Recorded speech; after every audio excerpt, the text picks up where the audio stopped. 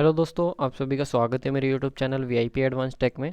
तो गाइस, जैसे कि मैंने आप लोगों से बोला था कि दोपहर के 12 बजे आप लोग क्लास मिलेगी जो आपकी सर्वेइंग की होगी गुप्ता एंड गुप्ता बुक की, और 8 बजे आपको मॉर्निंग में क्लास मिलेगी आर एस कुर्मी की। ठीक है, तो वो क्लास तो हो चुकी है। अब इस क्लास के बारे में देखते हैं गाइस, सर्वेइंग इंजीनियरिंग हम अपनी डिस्कस कर रहे हैं।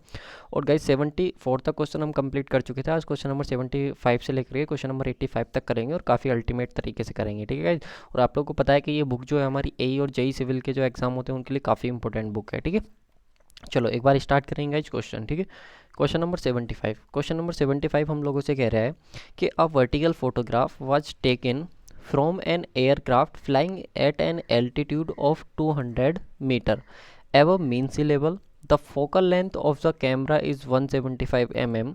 The scale of the photograph for a hill of an elevation of 250 metre. ठीक है गाइज, देखो ये जो क्वेश्चन हमारा बना है वो क्वेश्चन बना है गाइज हमारा फोटोग्रामेट्रिक सर्वे से। ठीक है, जो फोटोग्रामेट्रिक सर्वे होता है उस टॉपिक से हमारा क्वेश्चन बना है, उस चैप्टर से। और मैं आप लोगों को बता दूंगा ये जो फोटोग्रामेट्रिक सर्वे होता है कितने तरीके का होता है उसके बारे में पहले हम डिस्कस करेंगे। साथ ही उसके बाद हम इस क्वेश्चन में देखेंगे कि जो हमसे स्केलिंग पूछी है वो कितने तरीके की स्केलिंग होती है और इस क्वेश्चन में कौन सी स्केलिंग के बारे में पूछा है और इसको हम कैसे कैलकुलेट करेंगे। ठीक है, तो चलिए एक बार सॉल्यूशन की तरफ बढ़ते हैं। ठीक है, मैं आपको आंसर बता दूं, इसका जो सही आंसर है वो ऑप्शन नंबर ए है। ठीक है, चलो एक बार सोल्व करेंगे फिर उसके बारे में देखेंगे।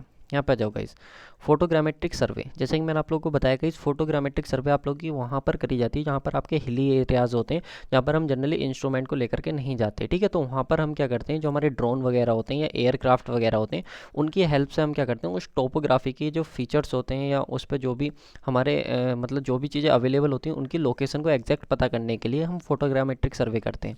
अब ये जो फोटोग्रामेट्रिक सर्वे होता है दो तरीके का होता है, एक हॉरिजॉन्टल होता है और एक वर्टिकल फोटोग्रामेट्रिक सर्वे होता है। ठीक है, अच्छा सर, हॉरिजॉन्टल क्या होता है और वर्टिकल क्या होता है? तो मैं आप लोगों को बता दूंगा, ये वर्टिकल जो फोटोग्रामेट्रिक सर्वे होता है इसको एरियल फोटोग्रामेट्रिक सर्वे भी कहते हैं। सबसे पहली चीज़ तो आप लोग को ये ध्यान रखनी है। ठीक है, उसके बाद देखो जो हॉरिजॉन्टल फोटोग्रामेट्रिक सर्वे होता है पहले इसके बारे में देखेंगे।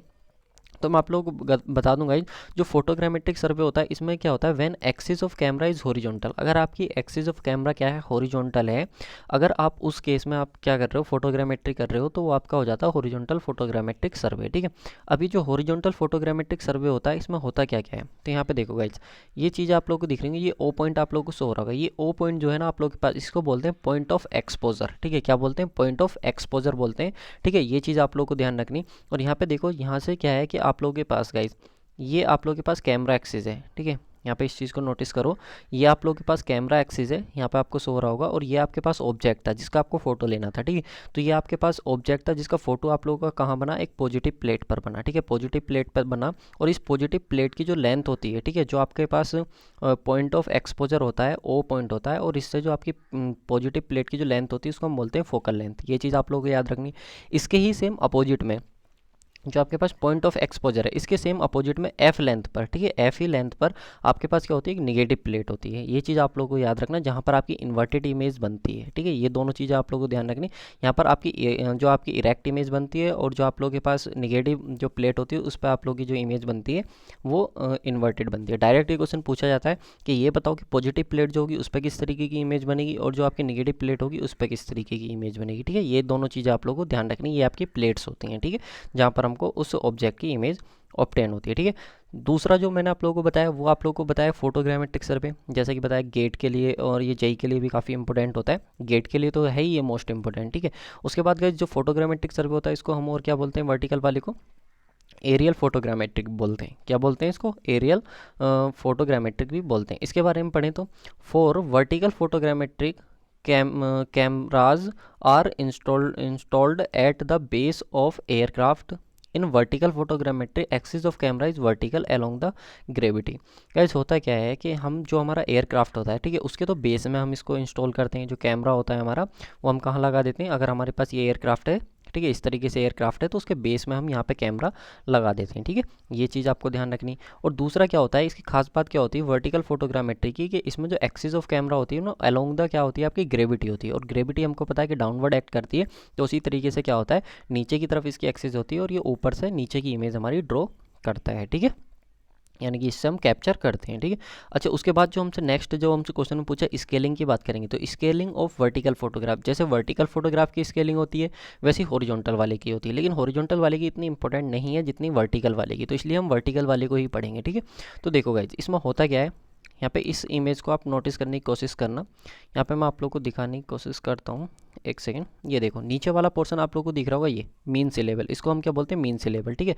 तो गाइज मीन सी लेवल से क्या होता है कि हमारा एक पॉइंट होता है जो अर्थ की सरफेस पे प्रेजेंट होता है, जिसको हम ग्राउंड लेवल कहते हैं, और जहाँ की हमें जो रिड्यूस लेवल पता होता है, ठीक है, बोलते हैं ना रिड्यूस लेवल पता होता है, तो उसको हम क्या बोलते थे, बेंचमार्क। तो वैसे ही हमने क्या करा, कोई भी एक ऑब्जेक्ट ले लिया, ठीक है, जो हमारा ए डैश के बीच कोई भी ऑब्जेक्ट था, ठीक है, जिसकी हाइट क्या आती है हमारी मीन सी लेवल से, वो एस थी, ठीक है। तो इसका हमें फोटोग्राफ लेना था, जो हमारा ऑब्जेक्ट था अर्थ पे, मैंने आपको बता दिया ये हमारा ए से ए डैश तक कोई भी ऑब्जेक्ट है। तो इसकी जो हमें फोटो मिलेगी वो कहाँ पर मिलेगी, नेगेटिव प्लेट पे मिलेगी। कहाँ, पहले पॉजिटिव प्लेट पे ड्रॉ होगी, फिर उसके बाद जो नेगेटिव प्लेट पे हमारा उसकी इन्वर्टेड इमेज मिल जाएगी, ठीक है। तो ये पॉजिटिव प्लेट पे हमको इसकी इमेज मिलती है, लेकिन इससे पहले हमको ये ध्यान रखना है कि मैंने आप लोगों को बता दिया कि जो प्लेट होती है और जहाँ पर हमारा क्या होता है लेंस लगा हुआ था, उन दोनों के बीच की जो डिस्टेंस होती है उसको हम क्या बोलते हैं, एफ, जो हमारी क्या होती है फोकल लेंथ होती है। ये आप लोगों को ध्यान रखना है गाइस, ठीक है। और साथ ही जहाँ पर आपकी जो फ्लाइट है, जो आपकी फ़्लाइट है, यानी कि जहाँ पर आपका कैमरा लगा हुआ है, मीन सी लेवल से अगर हम उसकी हाइट देखते हैं तो उसको हम बोलते हैं एच, ठीक है, कैपिटल एच, जिसको हम क्या बोलते हैं, अगर टेक्निकल टर्म इसको नाम दें तो वो हमारे पास हो जाता है फ्लाइट हाइट, उसको हम क्या बोल देते हैं, फ्लाइट हाइट। तो ये आपको ध्यान रखना है फ्लाइट हाइट क्या होती है। वहीं पर ये आपको स्मॉल एच पता चल गया और कैपिटल एच पता चल गया, ठीक है। ये तो आपकी ऑब्जेक्ट की हाइट हो गई, और ये जो कैपिटल एच थी फ्लाइंग हाइट होगी। अब देखो, अब इस टोटल हाइट में से अगर इस स्मॉल एच को आप कम कर दो तो ग्राउंड लेवल से आप लोगों को हाइट पता चल जाएगी जहाँ पर आपका एयरक्राफ्ट फ्लाई कर रहा है, तो उसके बीच की डिस्टेंस हो जाती है, वो हो जाती है एच माइनस के H. Capital H flying height होगी, स्मॉल एच जो ऑब्जेक्ट की हाइट थी वो होगी आप लोगों के पास, ठीक है। ये चीज़ आपको ध्यान रखना। और स्केल तो आप लोगों को पता है गाइज, ये वही स्केल है जो हमने पहले पढ़ी थी सबसे शुरू में, हमारा जो सर्विंग का लेक्चर हुआ था उसमें मैंने आपको बताया था स्केल जो होती है आप लोगों के पास वो होती है मैप डिस्टेंस अपॉन कितना होता है, ग्राउंड डिस्टेंस, ठीक है, यही तो बताया था। लेकिन यहाँ पर जो स्केल हो जाएगी वो थोड़ा सा इसका चेंज हो जाएगी डेफिनेशन।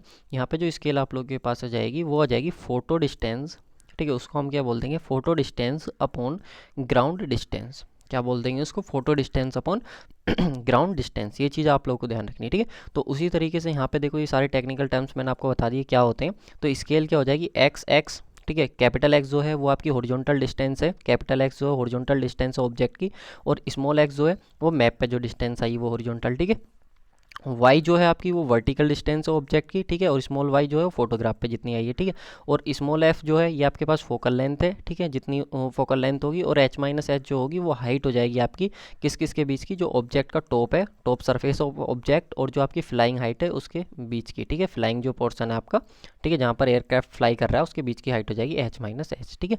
अब देखो यहाँ पर ये जो एच है आप लोगों को स्मॉल एच जो दिख रहा है, कई बार ये एच एवरेज देखने को मिलेगा। एच एवरेज कब किस में हम लेते हैं, जब हमारे पास जो ऑब्जेक्ट था, अभी हमने देखा कि ऑब्जेक्ट की हाइट जो थी वो सिंपल स्मॉल एच थी, लेकिन स्मॉल एच ना होकर के ऑब्जेक्ट क्या है कुछ इस तरीके का है, यानी कि एक जगह तो उसकी हाइट एच वन है और एक जगह उसकी हाइट क्या है एच टू है। जब इसका आप फोटोग्राफ लेते हो तो उस केस में आप इस एच को एच एवरेज में कन्वर्ट कर देते हो, ये चीज़ आप ध्यान रखना, ठीक है। तो चलो अब क्वेश्चन के सॉल्यूशन की तरफ बढ़ते हैं। तो देखो क्वेश्चन में आप लोगों को फ्लाइंग हाइट दे रखी थी कैपिटल एच 2000 मीटर। अब देखो क्वेश्चन आपको आसानी से समझ में आ जाएगा, इतनी सारी चीज़ें जब आप लोगों को समझा दी तो क्वेश्चन हम एकदम क्लियर हो जाएगा आप लोग की, ठीक है। फोकल लेंथ 175 दे रखा है और स्मॉल एच जो आप लोगों को दे रखा है वो 250 मीटर दे रखा है, ठीक है। तो स्केल आप लोगों को बतानी, तो जैसे कि मैंने अभी आपको बताया स्केल का फॉर्मूला ये होता है, एफ की वैल्यू आप रख दो, स्मॉल एच कैपिटल एच यहाँ पे रखोगे, ठीक है। और जब ये आप देखोगे तो सारी वैल्यू मीटर में है, लेकिन इसको एमएम में कन्वर्ट करने के लिए हमको पता है कि 1 मीटर में जो होता है वो 10⁻³ mm होते हैं, तो 10⁻³ से मल्टीप्लाई करा दिया। और जब इसको आप सोल्व करोगे तो सोल्व करने के बाद जो स्केल आ जाएगी वो 1:10,000 आपकी स्केल आ जाएगी, ठीक है। तो इसका जो ऑप्शन था वो ऑप्शन नंबर ए जो था वो बिल्कुल सही आंसर था, और मैंने आप लोगों को बता दिया कैसे आया, ठीक है। अगर आपको चीज़ें क्लियर हो गई हैं तो एक बार वीडियो को लाइक ज़रूर कर दो यार, ठीक है, और साथ ही शेयर कर दो, ठीक है। अगर मेरी मेहनत आपको अच्छी लग रही है तो प्लीज़ वीडियो को लाइक और शेयर ज़रूर कर दो, ठीक है। चलो नेक्स्ट क्वेश्चन पे बढ़ेंगे गाइज। क्वेश्चन नंबर 76, इसमें कह रहा है कि in an aerial photography if the photograph has a tilt of 3 degree and the focal length is 100 mm, then the distance between the perspective center and plumb point will be। Guys देखो यहाँ पे आप लोगों से कह रहा था, अभी मैंने आप लोगों को दो तरह की फोटोग्राफी बताई, एक हॉरिजॉन्टल फोटोग्राफी एक वर्टिकल फोटोग्राफी। अब होता क्या है कि जब आप वर्टिकल फोटोग्राफ लेते हो तो आपको फोटोग्राफ तो क्या लेनी थी, नीचे डाउनवर्ड लेनी थी, लेकिन आपकी जो एक्सिस है वो क्या हो जाती है, टिल्ट हो जाती है। जो आपकी एक्सिस होती है वो क्या हो जाती है, टिल्ट हो जाती है, ठीक है। जब आपके पास एक्सिस और टिल्ट हो जाती है तो उसको बोलते हैं टिल्टिंग फोटोग्राफी, क्या बोलते हैं, टिल्टिंग फोटोग्राफी, जब आपका कैमरा तिरछा हो जाता है, ठीक है। तो वही है आपका, और कुछ नया नहीं है। लेकिन इसमें नया चीज़ आप लोगों को क्या लग रहा है, एक तो ये बताओ कि सर हमको प्रोस्पेक्टिव, जो प्रिस्पेक्टिव सेंटर होता है ये क्या होता है, और जो प्लम पॉइंट होता है ये बताओ ये क्या होता है, ठीक है। तो मैं सारी चीज़ आपको बताऊंगा कि प्लम पॉइंट क्या होता है, प्रिस्पेक्टिव सेंटर क्या होता है, और प्रिंसिपल पॉइंट क्या होता है। 3 टर्म्स होते हैं, तीनों पॉइंट को समझेंगे। तब तक मैं इस क्वेश्चन का सही आंसर आप लोगों को बता देता हूँ कि क्वेश्चन नंबर 176 जो है इसका सही आंसर ऑप्शन नंबर डी है, ठीक है। बात करेंगे किस तरीके से डी सही आंसर आया है, ठीक है। परेशान मत हो, एक बार सॉल्यूशन की तरफ बढ़ते हैं, ठीक है। तो देखो गाइज, यहाँ पे देखो एक डायग्राम आप लोग को शो हो रहा होगा, ठीक है। यहाँ पे देखो ये आप लोग के पास प्लेट थी, जिस प्लेट पर हमको क्या मिल रहा था, फोटोग्राफ मिल रहा था, ठीक है। इस प्लेट को नोटिस करेंगे, ठीक है। साथ ही गाइस ये जो प्लेट आप लोगों को मिली है, यहाँ पे आप लोगों को ओ पॉइंट दिख रहा होगा जहाँ पर आपका कैमरा लगा हुआ था, और इन दोनों के बीच की लेंथ क्या होगी, वो क्या हो जाती है आपके पास एफ हो जाती है, ठीक है। तो ये जो आप लोगों को दिख रहा होगा कि आपका फोटोग्राफ कहाँ जाना था, नीचे जाना था, पूरा परपेंडिकुलर जाना था, लेकिन वो क्या हो गया, टिल्ट हो गया, ठीक है। तो जो टिल्ट हुआ उसके बीच का जो एंगल बना उसको हम बोलते हैं टिल्ट एंगल, जो आपके पास टी है, ठीक है। तो ये जो आपके पास ये वाला जो पॉइंट था ओ, इसको हम बोलते हैं एक्सपोजर पॉइंट, जैसा कि मैंने आपको बताया। या इसको हम बोलते हैं प्रिस्पेक्टिव, क्या बोलते हैं, प्रिस्पेक्टिव पॉइंट भी इसको बोलते हैं। और जो एक्सपोजर पॉइंट होता है वो भी हम इसी को बोलते हैं, याद रहेगा, ठीक है। उसके बाद देखो ये पी पॉइंट आप लोगों को शो हो रहा होगा गाइस, ये पी पॉइंट जो होता है इसको हम बोलते हैं प्रिंसिपल पॉइंट। इसको क्या बोलते हैं, प्रिंसिपल पॉइंट। क्यों, क्योंकि जो फोटोग्राफ की जो एक्सिस होती हैं, हॉरिजॉन्टल एक्सिस और जो वर्टिकल एक्सिस होती है, ठीक है, दोनों की दोनों एक्सिस की इस पॉइंट पी पॉइंट से पास करती हैं, ठीक है। तो इसको हम बोलते हैं प्रिंसिपल पॉइंट। और ये जो आप लोगों को वी पॉइंट दिखाई दे रहा होगा, इस वी पॉइंट को बोलते हैं गाइस प्लम पॉइंट। क्या बोलते हैं, प्लम पॉइंट, ठीक है। ये चीज़ आप याद रखना, इसको बोलते हैं प्लम पॉइंट, ठीक है। तो अभी क्वेश्चन में हमसे ये पूछा है कि आपके पास जो सर एक प्रिस्पेक्टिव पॉइंट है और जो प्लम पॉइंट है, इसके बीच की डिस्टेंस बताओ कितनी होगी, ठीक है। ये डिस्टेंस हम लोगों से पूछी है कितनी होगी। तो चलो एक बार सॉल्यूशन की तरफ बढ़ते हैं, ठीक है। यहाँ पे आ जाओ। देखो भाई, जैसा कि मैंने आपको बता दिया, प्रिस्पेक्टिव सेंटर होता है, प्रिंसिपल पॉइंट होता है, और ये आपके पास प्लम पॉइंट होता है।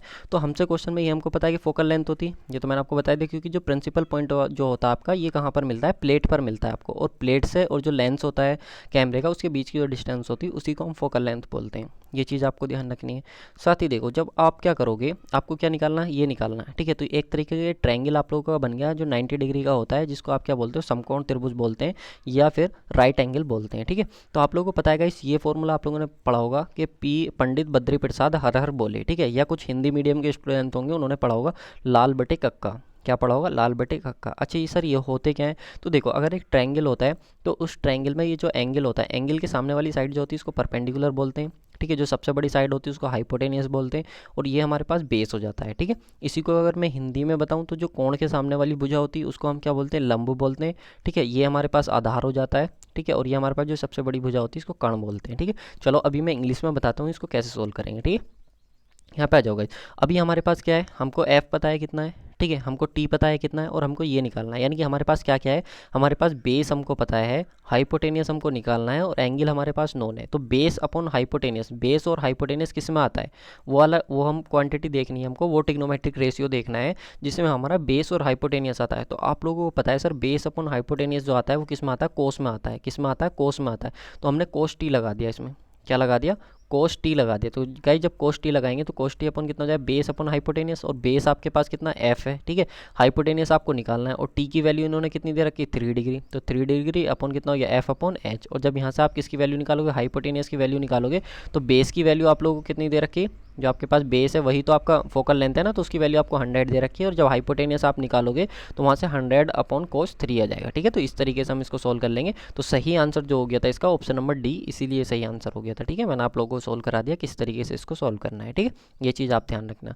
चलो नेक्स्ट क्वेश्चन पे मूव करेंगे गाइस। अगर चीज़ें यार क्लियर हो रही हैं तो प्लीज़ वीडियो को लाइक कर दो यार, वीडियो पे लाइक बहुत कम आते हैं, ठीक है आप लोगों के।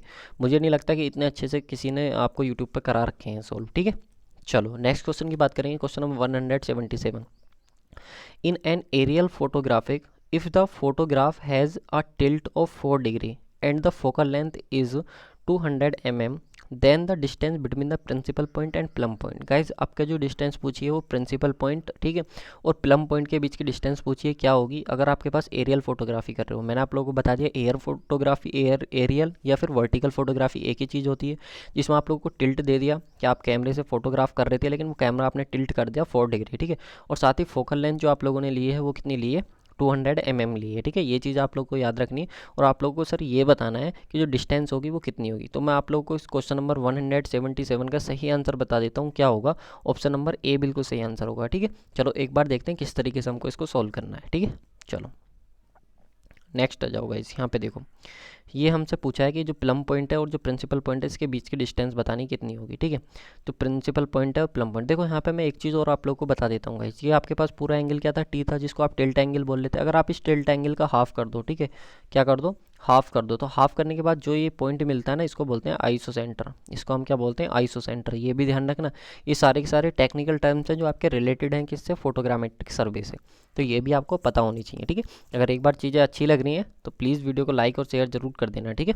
चलो, तो यहाँ पे गाइज हम सबसे पहले बात करेंगे बी और ए के बीच की डिस्टेंस हमको निकालनी है, जो हमारा प्लम पॉइंट और जो प्रिंसिपल पॉइंट है इनके बीच की डिस्टेंस को हमको कैलकुलेट करना है, ठीक है। तो कैसे कैलकुलेट करेंगे, टिल्ट हमको दे रखा है कितना 4 डिग्री, एफ हमको पता है, और एक तरीके से ये क्या हो गया हमारे पास परपेंडिकुलर, यानी कि बेस और परपेंडिकुलर हमको पता है, तो आप क्या लगाओगे इसमें 10, क्या लगाओगे 10, 10t इज इक्वल टू कितना हो जाएगा, परपेंडिकुलर अपॉन बेस, ठीक है।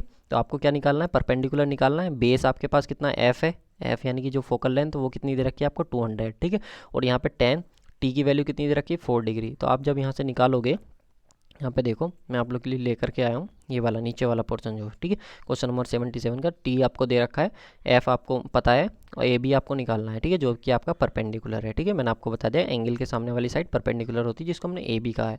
टी की वैल्यू 4 डिग्री यहाँ पे आप पुट करोगे, एफ की वैल्यू बेस, बेस क्या आपके पास वही तो फोकल लेंथ है ना, ठीक है, तो उसकी वैल्यू हमने 200 पुट करी, और जब यहाँ से ए बी निकाला तो उसके पास 210 4 डिग्री आप लोग के पास आ गया, और ऑप्शन नंबर ए क्या था, बिल्कुल सही आंसर था, ठीक है। चलो नेक्स्ट पे मूव करेंगे गाइज। नेक्स्ट क्वेश्चन आ जाता है आप लोगों के पास क्वेश्चन नंबर 178। इसमें कह रहा है when the wind effect is not considered during the flight planning the result is a, guys आप लोगों से बताना है कि आप फोटोग्रामेट्रिक सर्वे करने के लिए गए, लेकिन आपने क्या होता है, देखो हवा तो चल रही होती, जितनी हाइट पे आप लोग जाओगे तो आपको क्या होगा, विंड की स्पीड देखने को मिलेगी, ठीक है, लेकिन आपने क्या करा है, विंड की स्पीड को कंसिडर ही नहीं करा, विंड के इफेक्ट को कंसिडर ही नहीं करा, और आप फ्लाइट के लिए चले गए, ठीक है, फोटोग्रामेट्रिक सर्वे के लिए चले गए, तो उसका जो रिजल्ट होता है वो कौन सा रिजल्ट आएगा, किस पे फ़र्क पड़ेगा, क्रैब होगा, ड्रिफ्ट होगा, मोसेक होगा, या नन ऑफ द एबव होगा, ठीक है। जल्दी से सही आंसर बताएंगे क्वेश्चन नंबर 178 का, सब लोग सही आंसर करेंगे। थ्योरेटिकल क्वेश्चन है, सब लोग बताएंगे। देखो क्वेश्चन नंबर बी इसका ऑप्शन नंबर बी बिल्कुल सही आंसर हो जाता है, ड्रिफ्ट। मैं आपको बताता हूँ ड्रिफ्ट होती क्या है, ठीक है। चलो डेफिनेशन से बताता हूँ पहले। यहाँ पे देखो क्रैब और ड्रिफ्ट तो दोनों टेक्निकल टर्म है, दोनों पता होने चाहिए। पहले ड्रिफ्ट की बात करेंगे इसकी। यहाँ पे कह रहा है कि इज़ द साइड वे या फिर lateral shift of the photograph since flight line does not remain straight. देखो आपकी जो फ्लाइट लाइन है वो आपकी स्ट्रेट ना रहे, तो अगर स्ट्रेट नहीं रहेगी तो जाहिर सी बात है जो आपका फोटोग्राफ है वो क्या कर जाएगा, शिफ्ट कर जाएगा लेटरली, ठीक है। तो जो आपका फोटोग्राफ लेटरली शिफ्ट किया है उसको आप क्या बोलते हो, ड्रिफ्ट बोलते हो। आप कहोगे सर कैसे, समझ नहीं आया कुछ, एक बार दिखा दो। तो यहाँ पे देखो ये आपके पास फ्लाइट, यहाँ पे ये स्ट्रेट वाली लाइन थी, ठीक है, ये देखो ये आपको सो रहा होगा स्ट्रेट वाली लाइन थी, लेकिन आपकी जो फ्लाइट है वो कुछ इस तरीके से आपकी शिफ्ट हो गई, ठीक है। तो यहाँ पे देखो जो आपके फोटोग्राफ थे वो भी आपको दिख रहे होंगे ऊपर की तरफ शिफ्ट होते चले जा रहे हैं, ठीक है। तो यही जो आपकी वो कहलाती है, इसको ड्रिफ्ट बोलते हैं। और जो आपका क्रैब होता है वो क्या होता है, क्रैब में जो होता है कुछ इस तरीके का होता है, ये आपकी फ़्लाइट की जो एक्सिस थी वो थी, लेकिन यहाँ पे जो एंगल बनता है फोटोग्राफ एज का, ठीक है, फोटोग्राफ एज का, और जो फ्लाइट की हाइट की जो लाइन ऑफ साइट होती है, जिस लाइन में वो फ्लाई कर रहा है उसके बीच का जो एंगल होता है उसको हम क्रैब बोलते हैं, ठीक है। यहाँ पे डेफिनेशन है आप लोगों के पास, यहाँ से आप डेफिनेशन देख सकते हो, ठीक है, डेफिनेशन पढ़ लेना है। एजेस के बीच, फोटोग्राफ के एजेस के बीच और जो फ्लाइट की लाइन होती है उसके बीच का जो आपका एंगल होता है उसको हम क्या बोलते हैं, क्रैब बोलते हैं, ठीक है। चलो नेक्स्ट क्वेश्चन पढ़ेंगे गाइस, ठीक है। जो क्वेश्चन आसान आसान है उसको हम जल्दी जल्दी कर लेंगे, ठीक है। क्वेश्चन नंबर 179 इसकी बात करेंगे guys. An aircraft is flying at a ground speed of 200 kilometre per hour. देखो आपकी जो फ्लाइंग कर रहा है एयरक्राफ्ट जो है वो किसी ना किसी स्पीड से तो फ्लाई करेगा, तो वो स्पीड हमको दे रखे 200 kmph। The focal length of camera 200 mm दे दिया। The ground distance covered along the flight line between the exposure is 2 kilometre. आप लोगों से कह रहा है कि जो फ्लाइट लाइन है बिटवीन द एक्सपोजर, ठीक है, वो कितना दे रखा, 2 किलोमीटर आप लोगों से दे रखा।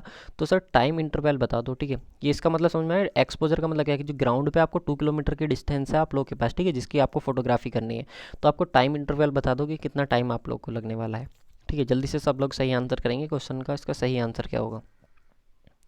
सब लोग आंसर आना चाहिए क्वेश्चन नंबर 79 का, सब लोग आंसर करेंगे गाइस, ठीक है।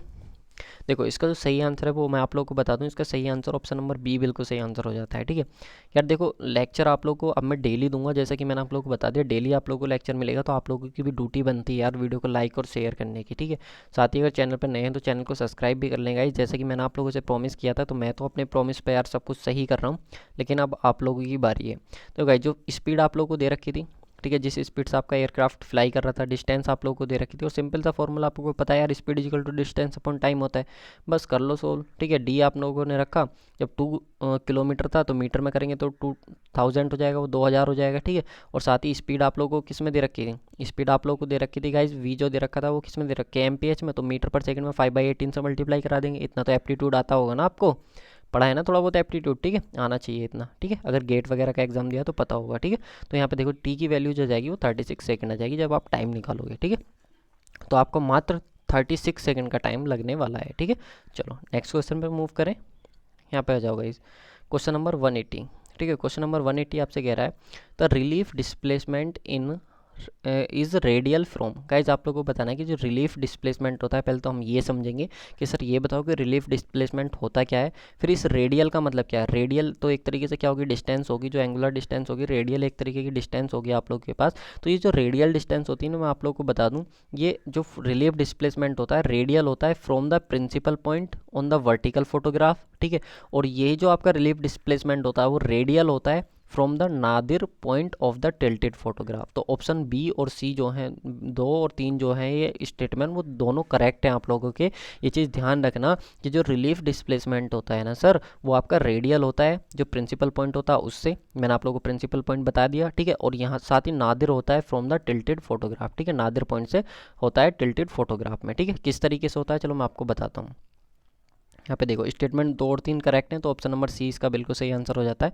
मैं एक बार आप लोगों को बताता हूँ। ठीक है, देखो ये रिलीफ डिस्प्लेसमेंट पढ़ो पहले, तो रिलीफ डिस्प्लेसमेंट होता क्या है। ठीक है, तो गाइस जो रिलीफ डिस्प्लेसमेंट है, इसमें हमसे क्वेश्चन में कह रहा है कि any displacement on positive plate, यहाँ पे देखना any displacement on positive plate, बता दिया पॉजिटिव प्लेट क्या होती है, which represent the height of object on ground. देखो जो ग्राउंड पे हाइट ऑफ ऑब्जेक्ट थी, अगर वो आपकी पॉजिटिव प्लेट पे फोटोग्राफ में शो हो रही है तो उसको हम बोलते हैं रिलीफ डिस्प्लेसमेंट। कैसे, यहाँ पे देखो ये आप लोगों को 2 पॉइंट दिख रहे होंगे ए और ए डैश, इनके बीच की हाइट आप लोगों को दिख रही होगी एच। ठीक है, जो ऑब्जेक्ट है इसकी हाइट आप लोगों को एच दिख रही होगी, ए डैश तो आप लोगों को A1 2 पॉइंट आप लोगों को दिख रहे होंगे। तो यही दोनों पॉइंट क्या है हमारे जो पॉजिटिव। ठीक है, यहाँ पे देखो ये आपके पास क्या है, पॉजिटिव जो आपके पास प्लेट थी इस पर हमें फोटोग्राफ प्राप्त हुआ। ठीक है, ऑब्टेन हुआ, तो यहाँ पे 2 पॉइंट आपको दिख रहे होंगे A1 और A। ठीक है, तो ये जो A1 और A पॉइंट है, इन्हीं की रेडियल डिस्टेंस इस प्रिंसिपल पॉइंट से और जो नादिर पॉइंट होता है इनसे जो डिस्टेंस होती है आपकी, वही आपका रिलीफ डिस्प्लेसमेंट कहलाता है। ये चीज़ आप लोग ध्यान रखना। ठीक है, चलो नेक्स्ट क्वेश्चन पे बढ़ते हैं गाइस। इसका फॉर्मूला भी होता है, अगर आपको रिलीफ डिस्प्लेसमेंट का फॉर्मूला देखना है तो उसका फॉर्मूला भी हमारे पास आता है। ठीक है, जो हम इस डी से निकालते हैं, D is equal to R minus के R1। ठीक है, जो R माइनस के R1 के बीच की डिस्टेंस होती है वो हमको रिलीफ डिस्प्लेसमेंट देती है। क्लियर है, चलो फॉर्मूला मैं लाया नहीं आई थिंक आप लोग के लिए। क्वेश्चन नंबर 181 का, if F is the focal length, T is the angle of tilt, F focal length है, T is the tilt of angle है आप लोगों से, then the distance of isocentre. देखो मैंने अभी बताया था आपको आइसोसेंटर क्या होता है, on the principal line from the principal point. Guys आप लोगों से डिस्टेंस पूछी है कि सर हमको डिस्टेंस बता दो कितनी होगी आइसोसेंटर और प्रिंसिपल पॉइंट के बीच की, यदि आपके पास फोकल लेंथ जो है वो एफ है और जो एंगल है ना टिल्ट एंगल वो कितना आपके पास टी है। तो इसका सही आंसर आप लोग बताएंगे कमेंट करके, क्वेश्चन नंबर 181 का सही आंसर क्या होगा। ठीक है गाइज, क्वेश्चन नंबर 181 का सही आंसर बताएंगे, क्वेश्चन नंबर 181 का सही आंसर क्या होगा। सब लोग आंसर करेंगे एक बार, सब लोग का आंसर मेरे पास आना चाहिए। तो देखो इसका जो सही आंसर है, जैसे कि मैंने आपको बताया, देखो ये तो 2 ऑप्शन कट जाते हैं, क्योंकि मैंने आपको बताया आइसोसेंटर का मतलब होता है जो एंगल टिल्ट था उसको 2 जगह डिवाइड कर दो, T/2 T/2। तो ये तो दोनों एंगल, ये तो 2 ऑप्शन कट के बचे इन दोनों में से, तो इनमें से ऑप्शन नंबर बी जो हो जाता है वो, sorry guys, option number B जो हो जाता है वो बिल्कुल सही हो जाता है। ठीक है, ऑप्शन नंबर बी जो हो जाता है वो बिल्कुल सही हो जाता है। एक बार बताते हैं कैसे। देखो यहाँ पे ये डायग्राम मैंने आपको बताया था, एक बार रिवाइज कराता हूँ।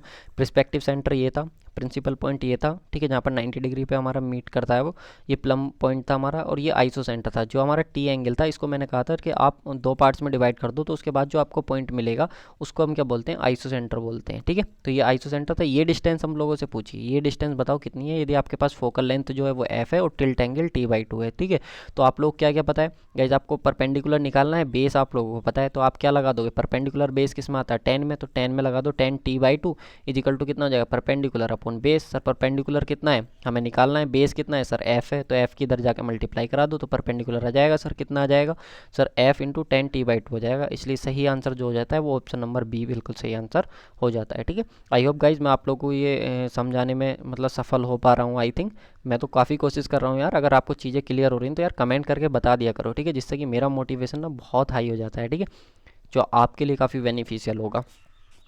यहाँ पे guys question number 182, parallax bar is use to measure. Guys जो पैरलैक्स बार होती है किस लिए यूज़ करी जाती है, जल्दी से सब लोग आंसर करेंगे किस लिए यूज़ करी जाती है। सब लोग आंसर करेंगे जो पैरलैक्स बार होती है वो किस लिए यूज़ करी जाती है। ठीक है, देखो पैरलैक्स बार का यूज का मतलब होता है कि कोई भी ऑब्जेक्ट होता है उसको 3D में रिप्रेजेंट करना होता है, तो उसके लिए हम पैरलैक्स डिफरेंस जो मेजर होता है, पैरलैक्स डिफरेंस को मेजर करने के लिए हम यूज़ करते हैं किसका, पैरलैक्स बार का। ठीक है, तो ऑप्शन नंबर बी बिल्कुल सही आंसर हो जाता है। डायरेक्ट इन्फॉर्मेटिव क्वेश्चन है, याद रखना। ठीक है, ये आपके पास देखो स्टेरियोस्कोप का हम यूज़ करते हैं। जनरली स्टेरियोस्कोप होता है जिसको पैरलैक्स बार के लिए हम रिप्रेजेंट करते हैं, यानी पैरलैक्स के लिए स्टेरियोस्कोप का यूज करते हैं। और ये जो स्टेरियोस्कोप होता है मैं आपको बता दूं ये दो तरीके का होता है। ठीक है, दो क्या होता है तो कई तरीके का, लेकिन जनरली जो हम पढ़ते हैं वो लेंस स्टेरियोस्कोप पढ़ते हैं और जो मिरर स्टेरियोस्कोप होता है उसको हम पढ़ते हैं। ठीक है, जनरली दो तरीके का हम पढ़ते हैं। ठीक है, अब ये पैरलैक्स क्या होता है इसको बताओ sir. The displacement of an object caused by the change in the point of observation is called parallax. ठीक है गाइस, यहाँ पे हमसे क्या कह रहा है कि आपका जो भी डिस्प्लेसमेंट होगा, ठीक है, किसका, एन ऑब्जेक्ट, जो आपका कोई ऑब्जेक्ट जो डिस्प्लेसमेंट क्या करेगा, जिसमें एक डिस्प्लेसमेंट होगा आपका ऑब्जर्वेशन की वजह से, ठीक है, उसकी पोजीशन में, वो आपका क्या कहलाता है, पैरलैक्स कहलाता है। ठीक है, स्टेरियोस्कोप क्या होता है उसमें हेल्पफुल होता है हमको उसको मेजरमेंट के लिए, ठीक है, उसके ऑब्जर्वेशन के लिए। ठीक है, कुछ इस तरीके का आपके पास पैरलैक्स बार होती है। ठीक है, ये चीज़ आप याद रखना, जो हमारी क्या करती है डिफरेंस को, जो पैरलैक्स डिफरेंस होता है उसको मेजरमेंट के लिए यूज़ करी जाती है। स्टेरियोस्कोप होता है जो 3D के लिए रिप्रेजेंट करा जाता है, 3D व्यू के लिए। ठीक है, ये मैंने आप लोगों को बता दिया, यूज टू डिटरमाइन। ठीक है, जो आपकी वार होती है वो हाइट का जो डिफरेंस होता है, ठीक है, उसके लिए आपकी यूज करी जाती है। ठीक है, ये चीज़ आपको ध्यान रखनी, डायरेक्ट इन्फॉर्मेटिव क्वेश्चन है। चलो गाइस नेक्स्ट क्वेश्चन की बात करेंगे, क्वेश्चन नंबर 183। ठीक है, इस क्वेश्चन में हमसे क्या कह रहा है, एज कम्पेयर टू मिरर स्टेरियोस्कोप। देखो मैंने आपको बताया था स्टेरियोस्कोप दो तरीके की होती हैं, एक लेंस वाली और एक आपके पास होती है मिरर वाली। ठीक है, तो यहाँ पे बात करिए एज कम्पेयर टू आपका मिरर स्टेरियोस्कोप, लेंस स्टेरियोस्कोप। ठीक है, दोनों को कंपेरिजन कराया, यानी कि मिरर जो स्टेरियोस्कोप होता है उसको लेंस स्टेरियोस्कोप से कंपेयर करा है। ठीक है, तो इसमें क्या कह रहा है ऑप्शन है, cause less strain to the eyes of the user, यानी कि जो आपका यूज़र होता है जो यूज़ कर रहा है उसमें जो आपका मिरर स्टेरियोस्कोप होता है उसमें कम स्ट्रेन उसको होती है, यानी कि मतलब उसको परेशानी कम होती है, ऐसा समझ लो। ठीक है, या फिर आप लोगों से कह रहा है कि जो आपका मिरर स्टेरियोस्कोप होता है, ठीक है, कंपेयर टू मिरर स्टेरियोस्कोप, जो आपका लेंस वाला होता है, लेंस स्टेरियोस्कोप क्या होता है वो स्मॉल इन साइज़ होता है। जल्दी से सब लोग बताएंगे सही आंसर, इसमें से सही आंसर क्या होगा। ठीक है, तो गाइस देखो ऐसा तो कुछ नहीं है, ऑप्शन नंबर जो स्टेटमेंट ए है वो तो गलत है, वन वाला तो गलत है, लेकिन हाँ जो लेंस वाला आप लोग का होता है ना ये स्मॉल इन साइज होता है। और मैं आपको बता दूं इसको, इसका जो दूसरा नाम होता है ना वो इसीलिए इसका पॉकेट स्टेरियोस्कोप भी होता है, पॉकेट स्टेरियोस्कोप भी होता है। और नाम से क्लियर हो रहा, पॉकेट स्टेरियोस्कोप मतलब जिसको आप क्या कर सकते हो अपनी पॉकेट में रख सकते हो। ठीक है, जिसको आप अपनी पॉकेट में इस्तेमाल कर सकते हो वो आपका क्या हो जाता है, पॉकेट स्टेरियोस्कोप हो जाता है। ठीक है, तो इसलिए जो सही हो जाता है वो ओनली स्टेटमेंट 2 आपका करेक्ट हो जाता है। ठीक है, ये चीज़ आपको याद रखनी है।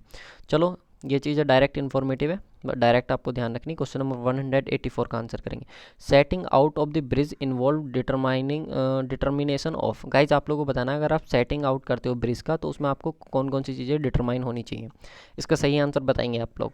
सब लोग सही आंसर करेंगे क्वेश्चन नंबर 184 का।